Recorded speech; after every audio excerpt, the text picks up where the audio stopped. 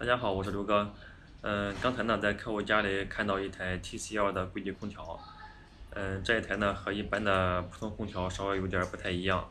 我们现在去研究一下是怎么拆开清洗的，以后清洗呢更方便一些。我们看一下这台 TCL 的柜体空调。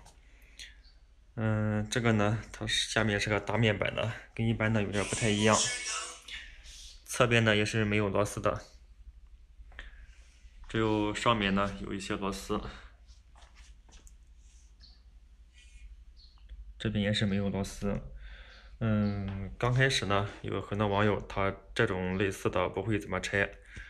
我们现在先给它打开电源。它这个呢是个滑动门的，先让这个门滑下去。等拆的时候呢，这边呢我们可以刷得到。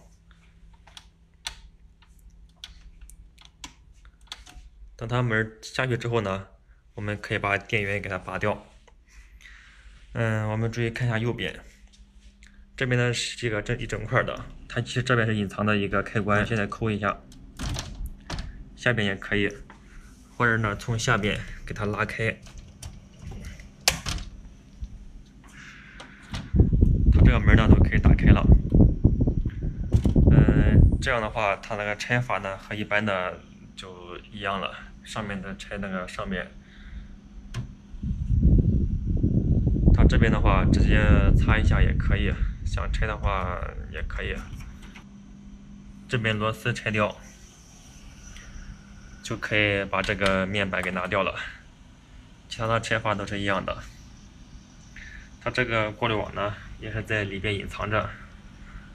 有的时候呢不会拆也找不到过滤网。这边呢我见到几款，它这个大面板的，要么呢从侧面有螺丝可以拆掉向上滑的，要么呢就是这边呢可以侧开。所以说我们做清洗呢，有的时候要仔细的研究一下。它这个两边都是一样的，所以说有时候我们很难分辨它是怎么拆的。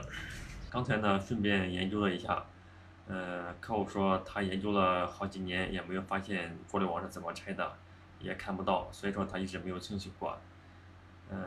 我们做清洗呢，有时候遇到自己一眼看不到怎么拆的电器，我们可以尝试一下，上下左右呢看看有没有螺丝，没有螺丝呢，我们上下左右给它推动一下，一般呢大部分都可以拆掉。这种方形的柜体空调，只要第一步拆完，后续呢里面的内部构造都是一样的。好了，本期的视频到此结束，感谢大家关注。